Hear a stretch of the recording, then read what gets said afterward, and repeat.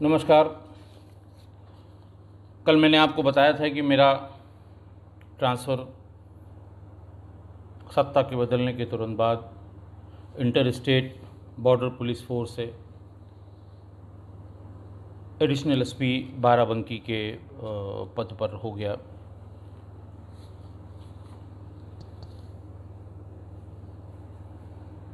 उनतीस 9/2003 को मेरा ये ट्रांसफ़र कुल जालौन में 4 महीने 4.5 महीने बिताने के बाद हुआ। वैसे तो ये 4 महीने पनिशमेंट के तौर पे मैं वहाँ रहा, लेकिन एंटी डकैती ऑपरेशन की जो निटी ग्रिटीज़ होती हैं, जो उसकी डिटेल्स होती हैं, जो उसमें जो दिक्कतें होती हैं और उसका जो मज़ा होता है, इन सब का अनुभव किया मैंने। पहाड़ों के बीच में दिन दिन भर रात रात भर घूमना, गांव के लोगों से बात करना, इन्फॉर्मेशन और मूवमेंट के बारे में बताना, आज भी उस पोस्टिंग की यादें बिल्कुल मेरे दिमाग में तरोताज़ा हैं। बाराबंकी आया और बाराबंकी लखनऊ से बहुत नज़दीक, यानी लखनऊ में हमारे राजकीय आवास से लखनऊ का जो मेरा ऑफिस था उसकी दूरी 17-18 किलोमीटर है। उस ज़माने में तो बीच में थोड़ी सी खाली जगह थी, यह एहसास कराती थी कि आप एक ज़िले से दूसरे ज़िले में जा रहे हैं। लेकिन आज लखनऊ और बाराबंकी बिल्कुल एक हो गया है। इतना कंस्ट्रक्शन दोनों तरफ हो गया है कि आपको ये एहसास नहीं होता कि कब लखनऊ ख़त्म हो गया और कब बाराबंकी शुरू हुआ। बाराबंकी अपेक्षाकृत शांत जनपद है। खेतिहर लोग बहुत ज़्यादा हैं, बहुत अच्छी खेती किसानी करने वाले लोग हैं। स्कूल कॉलेज वहाँ पर बहुत हैं और यूपी बोर्ड, सीबीएसई, आईसीएसई की परीक्षाओं में उत्तर प्रदेश में यहाँ के हाई स्कूल और इंटरमीडिएट के छात्रों के टॉप 10 में किसी न किसी रूप में इनके नाम होते हैं, यानी कि पढ़ा लिखा ज़िला है। लेकिन एक और बात, इसका दूसरा पहलू है कि वहाँ अफ़ीम की खेती होती है। लाइसेंस्ड खेती, जो अफ़ीम के लिए लाइसेंस दिए जाते हैं, उनकी खेती कराई जाती है। और वहाँ जाने के बाद पहली बात यही बताई गई कि जो ड्रग माफिया है यहाँ पर बहुत पावरफुल है,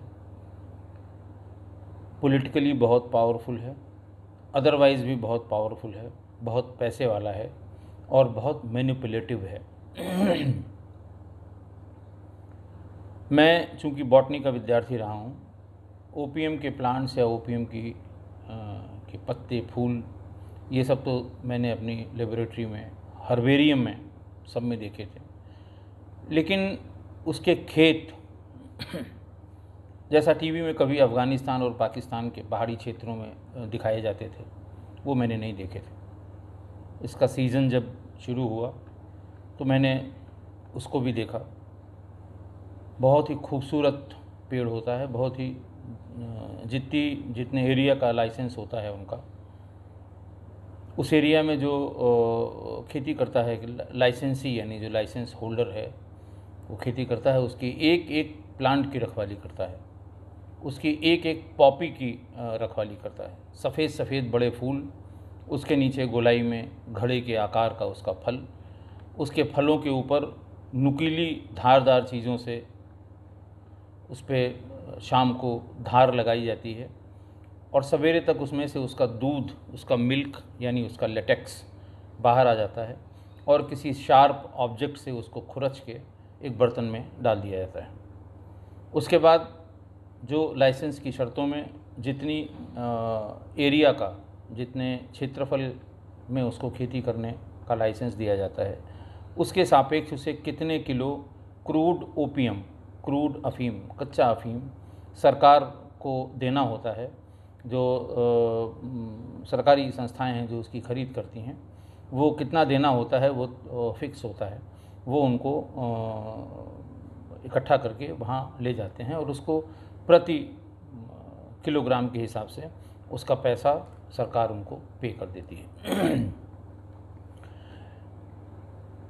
बहुत सिंपल सी बात थी। जब ये हुआ कि ये तय है कि आपको 5,000 स्क्वायर फीट की जगह दी जाएगी, ये भी तय है कि आपको 3 किलो या 4 किलो अफीम इसमें आप पैदा करके सरकार को देंगे, या जितना आप पैदा होगा वो सभी देंगे। तो फिर इसमें गुंजाइश कहाँ होती है ड्रग माफिया की। धीरे धीरे लोगों से पूछना शुरू किया। लोगों ने बताया कि साहब ये सारा खेल ही इसी का है, जो पैदा होता है और जो सरकार को दिया जाता है उसके बीच में ही सब खेल होता है। उसमें कुछ मिलावटी चीज़ें, जैसे उसी के कलर डार्क ब्राउन कलर का या बहुत ही काले से थोड़ा और हल्का कलर का ये हो जाता है जब ये एयर के कांटेक्ट में आता है। और फिर यहाँ से ये गाजीपुर की ओपीएम फैक्ट्री में, ओपीएम फैक्ट्री जो भी 2-3 जगह होंगी, बट जो उत्तर प्रदेश में गाजीपुर की बहुत बड़ी ओपीएम फैक्ट्री है, अफीम कारखाना कहते हैं, वहाँ ये परिष्कृत होने के लिए जाता है, जहाँ से ये बहुत ढेर सारी दवा कंपनियों को सप्लाई किया जाता है। जो पैदावार होती है उसको जमा करने में उसमें कुछ मिलावट करके उतना बचा लिया जाता है, और वो बड़े ड्रग स्मगलर्स को बहुत ही ऊंचे दाम में, जो इसके बाज़ार का दाम है वो ये बताया जाता है कि क्रूड ओपीएम जो है ये करीब 50 लाख रुपए पर केजी और करीब 1 करोड़ रुपए पर केजी जो इससे स्मैक या हेरोइन जो बनाते हैं वो होती है। बहुत लंबी लिस्ट है ऐसे लोगों की जो वहाँ पकड़े गए हैं या जिनके विरुद्ध नारकोटिक्स कंट्रोल ब्यूरो के अधिकारियों ने कार्रवाई की है, स्थानीय पुलिस ने कार्रवाई की है, और बहुत ढेर सारे इन ड्रग माफियाओं की हिस्ट्री शीट अलग अलग थानों में खुली हुई है। 3-4 थाने ऐसे हैं जहाँ पर ये सारे काम धंधे होते हैं। हम उसको ड्रग बेल्ट कहते हैं। एक अलग इलाका है बाराबंकी में जिसको ड्रग बेल्ट कहते हैं। यहाँ पर पोस्टिंग के लिए बहुत मारामारी होती है, चाहे वो सिपाही की हो, चाहे दरोगा की हो, चाहे एसओ इंस्पेक्टर की हो। वो तब भी होती थी और आज भी होती है। खैर, ये तो उसकी बैकग्राउंड हुई। क्राइम चूँकि एक हाईवे है जो बाराबंकी शहर से होके लखनऊ से फैज़ाबाद और फैज़ाबाद से गोरखपुर को जाता है, तो वो काफ़ी ज़्यादा आवागमन है। अपराध और अपराधियों के लिए बहुत ही सुगम रास्ता है। एक घटना का जिक्र मैं ज़रूर करना चाहूँगा वहाँ की, जो इस बीच में वहाँ घटी थी। 2004 या 2005 में जनवरी की बात है, 1 जनवरी 2004 या 2005। जो रोड लखनऊ से सुल्तानपुर की तरफ जाती है वो हाईवे, स्टेट हाईवे होगी शायद, बहुत बड़ी तो नहीं है लेकिन अच्छी रोड है वो। वहाँ पर सुबह 4-5 बजे के आसपास कंट्रोल रूम से ये सूचना प्राप्त हुई कि 2 डेड बॉडीज़ सड़क के बाईं तरफ, यानी लखनऊ से आते समय सड़क के बाईं तरफ हैदरगढ़ थाने से थोड़ा पहले पड़ी हुई हैं। ये भी बताया गया कि वहाँ ग्रामीणों की बहुत भीड़ लगी हुई है। ग्रामीणों ने ये बताया है कि इन डेड बॉडीज़ की शिनाख्त नहीं हो पा रही है और ये आसपास के नहीं हैं, ऐसा लगता है ये कहीं से मार के लाके फेंके गए हैं। चूँकि डबल मर्डर था, मैं भी घर से थोड़ा जल्दी तैयार होके गया। ऑफिस जाने के बजाय मैं मौके पर पहुंचा। वहाँ पर बॉडी को सील करने की कार्रवाई हो रही थी। 2 जो डेड बॉडीज़ थी, एक तो उसमें सामान्य पैंट शर्ट जूते में था, लेकिन दूसरा बहुत ही अच्छे किस्म के सूट, टाई और एग्जीक्यूटिव बैग और एक लैपटॉप का बैग ये उसके पास में पड़ा हुआ था। किसी की जेब में कोई चीज़ नहीं थी, कोई आइडेंटिफिकेशन की चीज़ किसी की जेब में नहीं बची थी कि इससे ये पहचान में आए। कपड़े रेडीमेड थे, इसलिए जो टेलरिंग शॉप का लेवल होता है उससे भी ये पहचानना मुश्किल था कि ये कहाँ के होंगे। पुलिस में जो एसओपी है अनआइडेंटिफाइड बॉडीज़ की, उनकी फ़ोटोग्राफ कराना, फ़ोटोग्राफ को स्थानीय अखबारों में छपवाना, रेलवे स्टेशन बस अड्डों पे नोटिस बोर्ड पर चिपकाना, ज़्यादा समय हो जाए कोई सूचना नहीं मिले तो दूरदर्शन में इसका प्रसारण कराना कि ये ऐसी इस तरह की 2 डेड बॉडीज़ हैं जिनके बारे में अगर किसी को जानकारी करनी है तो वो पता कर सकता है।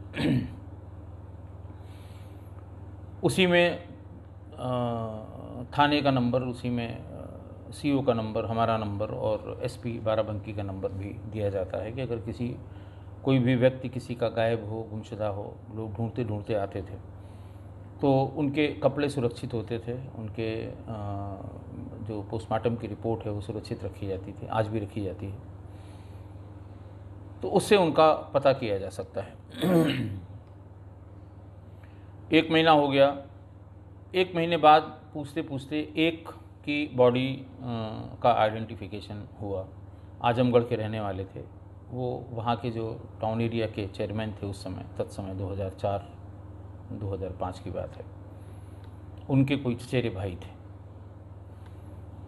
जो उन्होंने सीक्वेंस ऑफ इवेंट बताया कि क्या हुआ होगा। उन्होंने कहा साहब ये चारबाग रेलवे स्टेशन पर उतरा था, दिल्ली से आया था और ये उतरा है करीब रात में 12:30-1 बजे। उतरने के बाद इसकी फ़ोन से बात हुई है घर पे कि हम उतर गए हैं, इस समय वहाँ के लिए कोई ट्रेन नहीं है, हम बाहर जाके कोई टैक्सी लेंगे और टैक्सी से हम आजमगढ़ पहुँच जाएंगे भोर होते होते, अदरवाइज़ अगर हम 5 घंटे 4 घंटे बाद जो ट्रेन है उसका वेट करेंगे तो हमें पहुंचने में बहुत देर होगी। तो ये बात तय पाई गई कि इसने कोई न कोई टैक्सी बाहर से की होगी, रेलवे स्टेशन के, चारबाग रेलवे स्टेशन के बाहर से कोई टैक्सी की होगी और उसी टैक्सी से ये या तो ये घटना हुई है, किसी साथ वाले ने की है, या फिर रास्ते में लुटेरों ने उसको लूट लिया,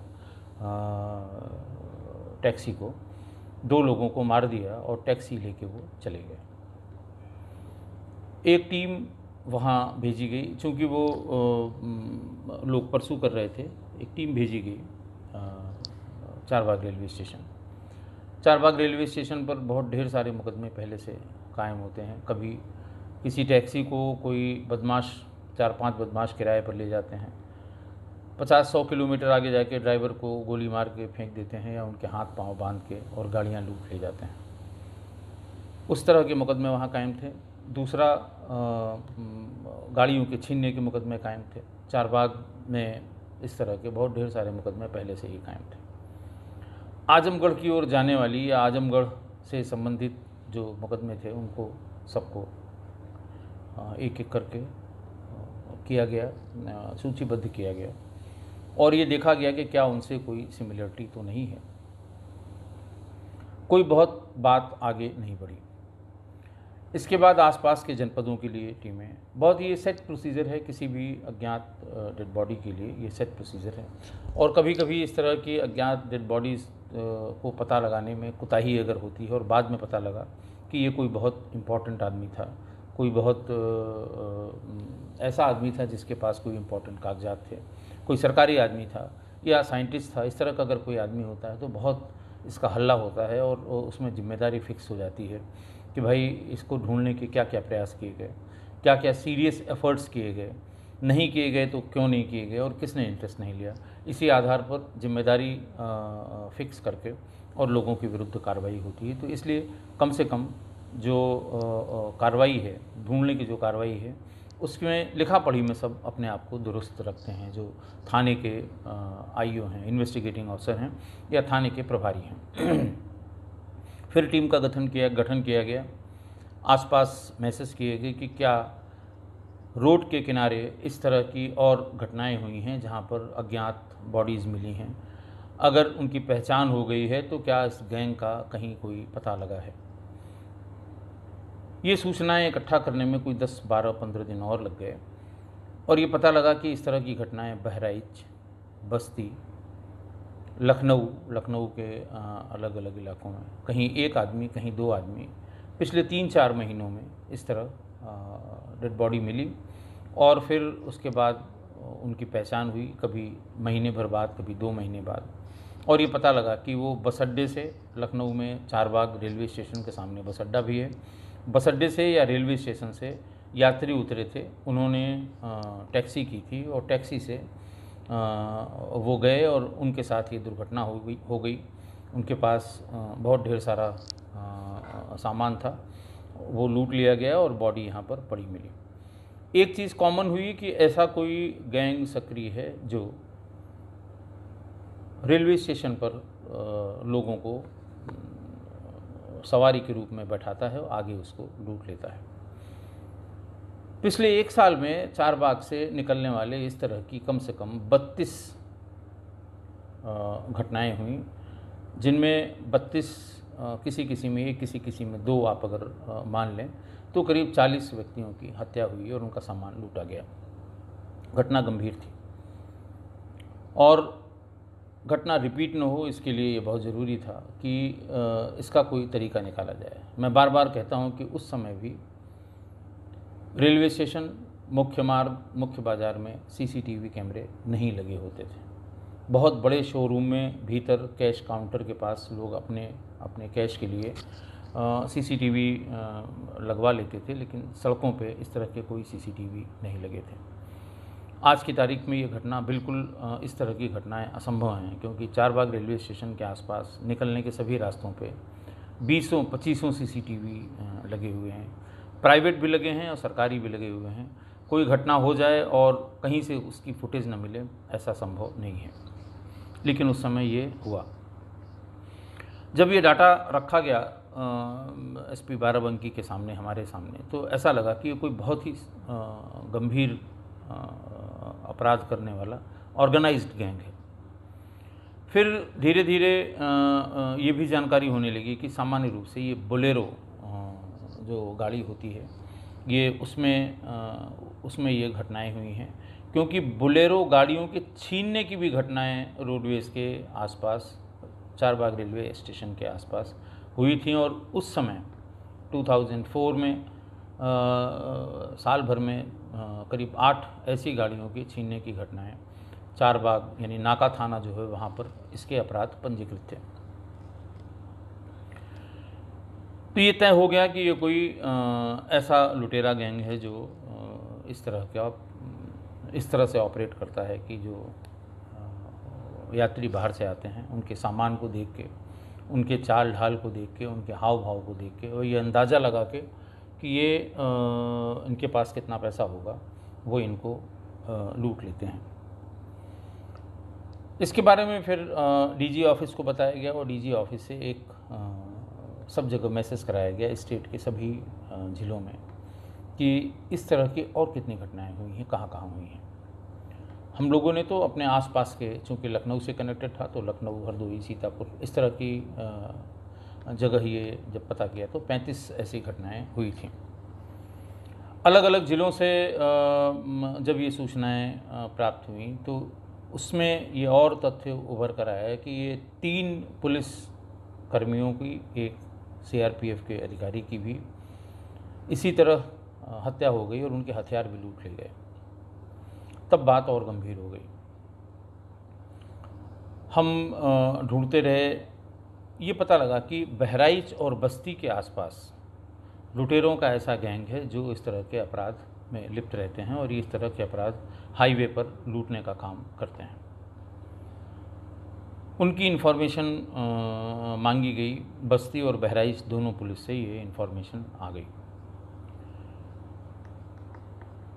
करीब घटना के हुए 4 महीने 5 महीने बीत गए, लेकिन कुछ पता नहीं लगा था। और हैरानी की बात यह कि जो दूसरी डेड बॉडी थी उसकी भी पहचान नहीं हुई है। मैंने 2010 तक उसको परसू किया था, 2010-11 तक, लेकिन उस डेड बॉडी की पहचान नहीं हुई थी।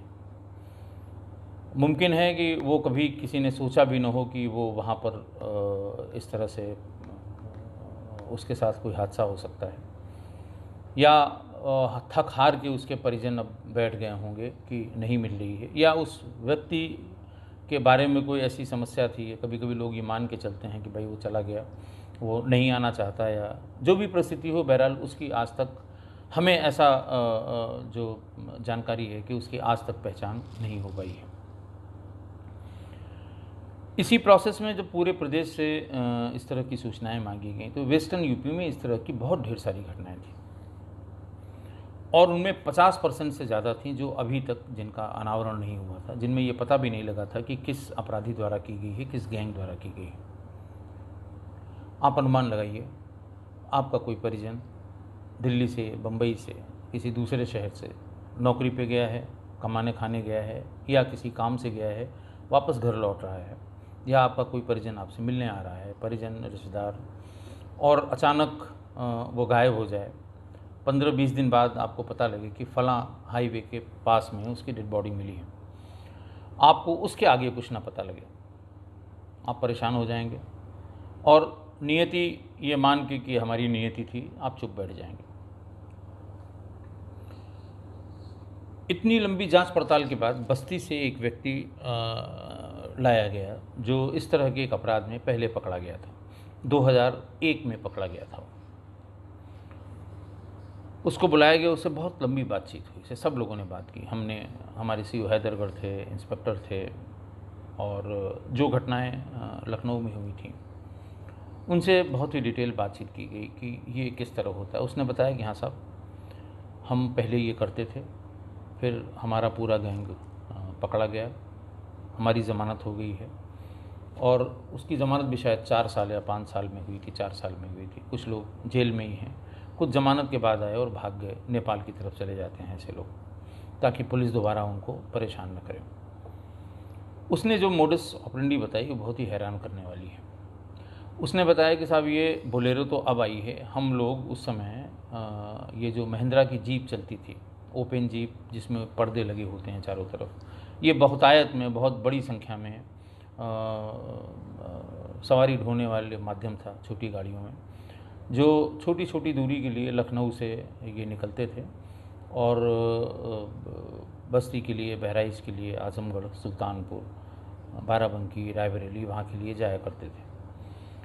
गैंग में अमूमन उसने बताया कि 5 से 6 सदस्य होते हैं।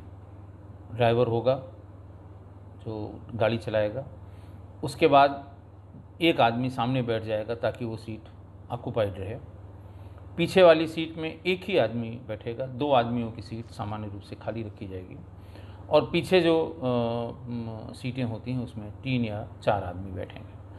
तो 3 या 4 आदमी पीछे, एक बीच में, एक और 2 सामने, तो ये हो गए 6 आदमी, 5 या 6 आदमी ये हो गए। आने वाले लोगों को जैसे किसी ने पूछा कि साहब रायबरेली चलना है, या डेस्टिनेशन अपना बताया कि साहब वहाँ चलना है, तो पहले उसको देख लेते थे कि उसके पास अटैची कितनी है, उसके पास सामान कितना है। उसका ये कहना था साहब, उससे अंदाज़ लग जाता था कौन कमा के लौटा है, किसके पास कैश ज़्यादा होगा, किसके पास ज्वेलरी ज़्यादा होगी। कोई शादी में आने के लिए 2-3 बड़े बॉक्स जैसे अटैची जैसी रखता था अपने पास, जिसको वो देख लेते थे कि ये अच्छा टारगेट है, उससे वो कह देते कि हाँ साहब कहाँ चलना है, यहाँ चलना है। थोड़ा ज़्यादा करके किराया बताते थे ताकि उसको ऐसा न लगे कि वो इस तरह के यात्रियों के का वेट कर रहे हैं। किराया ज़्यादा करके बताते थे, कुछ मोल भाव करते थे, थोड़ी देर बाद वो बात तय हो जाती थी। 2 आदमियों से अधिक कभी वो नहीं बिठाते थे, यानी 2 आदमी वो उनके बैठे और 2 आदमी वो जो सवारी हैं, जो टारगेट हैं, वो बैठे, और 6 आदमी गैंग मेंबर्स पहले से बैठे हुए थे इसमें। जिस जगह उसको जाना है ले उसी रास्ते पर जाते थे, क्योंकि वो रास्ते इनके सब इंच चप्पा उनका देखा हुआ होता है कि कहाँ पर पुलिस मिलेगी, कहाँ नाका लगा होगा, कहाँ चेकिंग हो रही होगी, कहाँ पर रात गश्त वाली पुलिस मिलेगी, कहाँ बिल्कुल सुनसान मिलेगा। पीछे जो आदमी बैठे हुए होते थे वो इशारे से उनको बता दिया जाता था कि अब आप काम शुरू करिए। पीछे वाले आदमियों के पास अंगोछा हुआ करता था, वो अंगोछा बिल्कुल एक झटके में उठ के गर्दन पे पीछे से फेंक के उसको गर्दन को अपनी तरफ खींच लेते थे। अकेला आदमी है तो फिर तो कोई दिक्कत ही नहीं है, वो बीच में बैठेगा, पीछे का एक आदमी कूद के उसके बगल में बैठ जाएगा, और अंगोछे से थोड़ी देर में, गाड़ी अपनी स्पीड में चल रही है, थोड़ी देर में वो आदमी ठंडा हो जाएगा। और उसके बाद आराम से इत्मीनान से वो बैठा हुआ है और उसके एक एक जेब की, उसकी एक एक जगह की तलाशी ले लेते थे। पहचान की कोई चीज़ नहीं छोड़नी है, पैसा रुपया कोई चीज़ नहीं छोड़ना है। उसके बाद निर्जन स्थान पे थोड़ा धीमा करके सड़क के किनारे उसको धक्का दे देते थे, उसकी बॉडी गिर जाती थी। उससे ये पूछा गया कि भाई तुम्हारे पास कोई असलहा या कभी क्या चेकिंग नहीं होती? बोले साहब हर जगह चेकिंग होती है, क्योंकि हम यात्री उसके रूप में चलते हैं, तो जगह जगह पुलिस वाले हमको रोकते थे। इस रूट पे कब से चल रहे हो, कितने चक्कर लगाते हो, और इस तरह से बातचीत करके पैसों के लिए पुलिस परेशान करती थी। डेस्टिनेशन के लिए बताया कि इस डेस्टिनेशन से इस डेस्टिनेशन के बीच में 5 जगह थाने या चौकियां हैं जहां पर उन्हें पैसा देना होता है। बोले इस चीज़ में कभी हम लोग कोई बहस नहीं करते थे या कोई प्रतिवाद नहीं करते थे, क्योंकि ज़रा सा प्रतिवाद करने पर फिर बात खुलने का या बात आउट होने का डर रहता है। हम किसी भी तरह का असलहा, किसी भी तरह के अस्त्र शस्त्र, इवन चाकू भी अपने पास नहीं रखते थे कि ऐसा ना हो कि कोई अपराध कहीं हुआ हो, ज़िले के यानी बॉर्डर पे चेकिंग हो रही हो और फिर हमारी भी गाड़ी की चेकिंग हो और हमारे पास कोई सामान मिल जाए और हम लोग आफत में पड़ जाएं या पकड़े जाएं। किसी भी तरह का कोई असलहा नहीं रखते थे। तीसरा, गाड़ी के कागज़ बिल्कुल दुरुस्त रखते थे। केवल इंश्योरेंस कभी कभी कम रहता था, जिसके बहाने पुलिस कहती थी कि हम चालान करेंगे और हम पैसा दे के आगे निकल जाते थे। और कहीं कहीं किसी रोड पे तो पुलिस गाड़ियों का नंबर जो नोट करती है वो नोट करके रखती थी, और अगर हम उनको एक बार पैसा दे चुके होंगे तो वो दोबारा कभी हमको रोक के चेक नहीं करते थे। कमोबेश सारे रोड्स पे यही हाल था। उसने 2001 के पहले जो इस तरह से किए गए कार्य हैं उनका ब्यौरा दिया। 8 से 10 या 12 हत्याएं इस तरह से की थी, जिसमें ट्रायल चल रहे थे, उसकी ज़मानत अभी नहीं हुए थे और कुछ जो है वो भाग गए थे, बेल जंप करके निकल गए थे। ये पूछने पे कि और ये इस तरह का कौन सा गैंग और चल रहा है जो ये घटनाएं कर रहा है, उसने बहुत स्पष्ट बताया कि साहब गैंग तो इस तरफ का ही है, क्योंकि ये मोडस ऑपरेंडी सिर्फ इसी तरफ के लोगों की है और ये बहुत दूर दूर तक ऐसा काम करते हैं।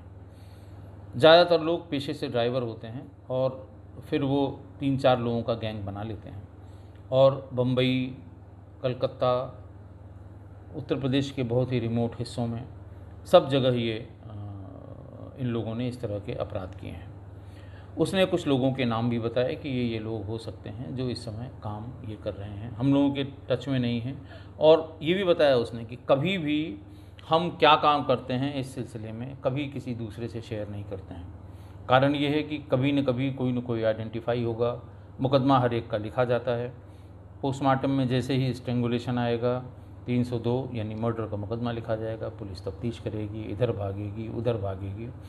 और अगर कोई जानने वाला, कोई पुलिस में ही कोई जानने वाला ज़रा सा इशारा कर देगा कि ये काम इनका हो सकता है तो हम मुसीबत में पड़ जाएंगे।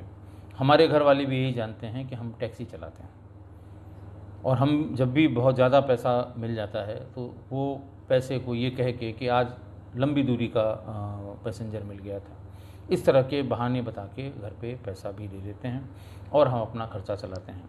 जब हमें कभी किसी अच्छा माल मिल जाता है इस तरह से मारने के बाद तो हम उससे नई टैक्सी या नई गाड़ी ख़रीद लेते हैं।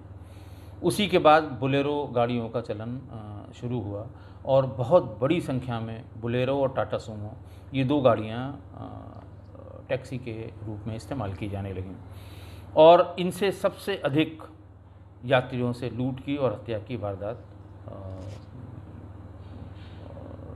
इन्हीं से हुई हैं अलग अलग रूप पे। खैर इन्फॉर्मेशन बहुत गंभीर थी, टीमें लगाई गईं, पूरी कोशिश की गई कि इस घटना का खुलासा हो सके किस में ऐसा है।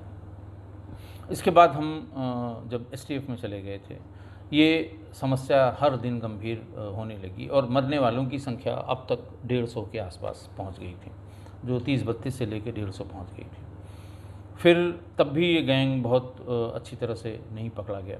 वहाँ से भी जब मैं एसपी सिटी मेरठ हुआ, तब जाके इस गैंग के बारे में पूरा पता लगा, और एसटीएफ में उस समय 2 अधिकारियों ने इस पूरे गैंग पे बहुत ही गंभीर काम किया और धीरे धीरे करके इस पूरे गैंग का सफाया किया over a period of time. यानी ये 2004 की बात मैं बता रहा हूँ, और इसका गैंग लीडर 2010 में एक मुठभेड़ में मारा गया। मैं पूरे गैंग के बारे में बताऊंगा आपको, पूरे गैंग में कौन कौन से मेंबर्स थे, कौन कौन से अपराध इन्होंने किए, क्योंकि एक बार जब ये गैंग लीडर इसका पकड़ा गया तो उससे सारे अपराधों की सूची जो उस समय सब जगह सर्कुलेट हुई थी, और लगभग 250 व्यक्तियों की हत्या करने वाला ये गैंग था। एक आध कोई कैजुअल मेंबर इस गैंग का बचा हो तो बचा हो, बाकी सारे मेंबर्स अलग अलग समय में पुलिस एनकाउंटर में मारे गए। और अब इसीलिए वर्तमान में यानी 10 के बाद, और ख़ासकर 10 के बाद भी छोटी मोटी इस तरह की घटनाएं हुई, अब सिर्फ जो घटना रह गई है वो जो टैक्सियां हैं उनको बुक करके ड्राइवर को मारने वाली घटनाएं अभी भी यदा कदा मेन रोड पर होती हैं। पर यात्रियों के साथ कि जो यात्री दिल्ली रेलवे स्टेशन पे उतर गया, गाज़ियाबाद रेलवे स्टेशन पे उतर गया, कानपुर या लखनऊ रेलवे स्टेशन पे उतर गया, क्योंकि जैसे ही एक स्टेशन के सवारी के साथ ये घटना करते थे, अगले 1 महीने तक कि उस स्टेशन पे नहीं आते थे। बाद में जब इस गैंग का एसटीएफ में इसका पंजीकरण हुआ, बाद में इसके बारे में डाटा तैयार किया गया, तो ये पता लगा कि जैसे जब लखनऊ के आसपास वाली रोड पे जब घटना हुई, उसको फट से ये कानपुर में इन्होंने स्विच ओवर कर लिया। दोनों जगह होने के बाद ये दिल्ली चले गए। करना कुछ नहीं है, मेन रोड पे चलते जाना है, ढाबे पे खाना खा लेना है, किसी ढाबे पे रुक के उसका पैसा दे के नहा धो के फिर तैयार होकर चल देना है। अपनी गाड़ी है, तेल भराया, 5 लोग बैठे हुए हैं, फिर किसी रेलवे स्टेशन के सामने अपने शिकार को ढूंढना है। शिकार मिल जाएगा, उनको लूटा हुआ सामान मिल जाएगा, आदमी मर जाएगा, जब तक उसकी शिनाख्त होगी, जब तक लोग उसके बारे में जानेंगे, तब तक ये दूसरे स्टेशन पर पहुंच जाएंगे। 2 जो अधिकारी जिन्होंने इस पर सबसे अधिक काम किया, एक तो विकास त्रिपाठी, उस समय डिप्टी एसपी थे, इस समय एसपी सिटी हैं बनारस में, दूसरा अनंत देव। और जो इम्पोर्टेंट जो इसका गैंग लीडर था उसके बारे में बिल्कुल डिटेल में कल आपको बहुत ही डिटेल में बताऊंगा, ताकि आप इस तरह के अपराध से सावधान रहें। हालांकि उस समय तो कोई और चारा नहीं था। अब यंगस्टर्स जो हैं, जैसे जो पढ़ने वाले बच्चे हैं, बहुत दूर दूर तक आईआईटीज़ में या किसी डिग्री कॉलेज में, लॉ कॉलेज में अपने घर से दूर जाते हैं, तो उसका बड़ा अच्छा तरीका उन्होंने निकाला है कि जिस टैक्सी पर बैठते हैं या इस तरह के किसी वाहन पर बैठते हैं, तो उसके वाहन की पीछे की नंबर प्लेट, आगे की नंबर प्लेट, ड्राइवर का फ़ोटो चुपचाप खींच के व्हाट्सएप करके अपने घर वालों को मैसेज कर देते हैं कि हम इस गाड़ी से आ रहे हैं, ताकि अगर उनके साथ कोई हादसा हो तो ये पता हो जाए। मेट्रोज़ में ये समस्या बहुत कम हो गई बड़े शहरों में, जब से ये कैब चलने लगी, ओला उबर, क्योंकि उसमें आपका मोबाइल नंबर भी रहेगा, ड्राइवर का भी मोबाइल नंबर रहेगा। अगर कोई दुर्घटना होती है, बस उसमें सिर्फ इतना है कि आपका अगर आपने अपने किसी परिजन को ये मैसेज कर दिया है स्क्रीनशॉट लेके कि हम इस उबर पर या इस ओला पर हम सवार हुए हैं और 50 किलोमीटर की जर्नी करने जा रहे हैं, तो आपके घर वालों को ये पता होगा कि आप किस वाहन से गए हैं। तो ये अब तो पिछले 3-4 सालों से तो बहुत सेफ़ हो गया, लेकिन पहले इस तरह की, जब तक ये एंड्रॉयड फ़ोन नहीं आए थे, इस तरह की घटनाएं लगातार अनवरत होती गईं और बहुत लोगों की जान गई। और जो एक मेरठ में खरखदवा में जो एक मेडिकल रिप्रेजेंटेटिव जूनियर इंजीनियर की एक साथ इसी गैंग ने लूट के उनकी हत्या कर दी थी, उनके परिजनों ने जिस तरह से परसू किया, वो हर दिन परसू करते थे, और उन्होंने इतना परसू किया कि फाइनली पूरा गैंग लिक्विडेट हुआ। और हम लोगों को, उत्तर प्रदेश पुलिस को, इस तरह के बड़े गैंग जो इस तरह से एक एक दो करके 200-250 लोगों को मार चुका था ये गैंग, उसको पूरी तरह से लिक्विडेट कर दिया। अगले अंक में पूरी डिटेल में उसकी बताऊंगा कि ये किस तरह से ऐसा हुआ। एक और ज़रूरी बात, एक खुशी की बात ये कि मैंने अपनी इस किस्सा गोई सीरीज़ को, इसकी कॉपीराइट किए जाने के लिए, क्योंकि आप ही लोगों में से बहुत से लोगों ने कमेंट में ये बताया था कि इसका आपके जो आपकी ये किस्सा गोई है, इसका कोई भी गलत इस्तेमाल कर सकता है, गलत तरह से प्रयोग कर सकता है और बिना आपकी जानकारी के इसका कहीं उपयोग किया जा सकता है और इसके लिए इसका कॉपीराइट कराना बहुत आवश्यक है। ये हमारे ख्याल से 15वें या 16वें एपिसोड के बाद किसी मित्र ने ही इसमें कहा था। उसी समय मैंने इसके पंजीकरण के लिए जो फॉर्मेलिटीज़ होती हैं वो पता की थी और कल मुझे वो जो कॉपीराइट ऑफिस से ये पत्र प्राप्त हुआ कि हमारा ये किस्सा गोई ये कॉपीराइट इसका दे दिया गया है और इसका डायरी नंबर है 9969/2020-CO/CF। ये सिनेमेटोग्राफ फिल्म टाइटल्ड किस्सा गोई ये कॉपीराइट हो गया है। मैं आपको इसकी कॉपी भी, पता नहीं आप सही से देख पा रहे हैं कि नहीं देख पा रहे हैं, ये है इसकी डिटेल्स। ये अच्छी बात है और मैं आप लोगों का आभारी हूँ कि आपने ये बात पॉइंट आउट की कि इसका कॉपीराइट किया जाना बहुत आवश्यक है ताकि इसका कोई बेजा इस्तेमाल न कर सके। एक बार फिर से आप लोगों का बहुत बहुत धन्यवाद, थैंक यू। कल के अंक में इस गैंग के बारे में बहुत डिटेल जानकारी मैं दूंगा। बहुत बहुत धन्यवाद।